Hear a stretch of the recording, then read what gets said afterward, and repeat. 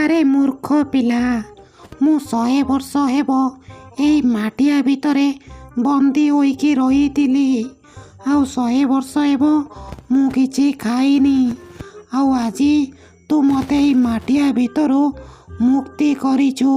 ସେଥିପାଇଁ ମୁଁ ପ୍ରଥମେ ଆଗ ତତେ ଖାଇବି। ଠିକ୍ ଅଛି ଭୂତ ମହାଶୟ, ଆପଣ ମୋତେ ଖାଇଦିଅନ୍ତୁ। କିନ୍ତୁ ମରିବା ପୂର୍ବରୁ ମୋର ଗୋଟିଏ ଶେଷ ଇଚ୍ଛା ଅଛି, ତାକୁ ପୂରଣ କରନ୍ତୁ। ଶୀଘ୍ର କହ, ମୋତେ ଭାରି ଭୋକ ଲାଗୁଛି।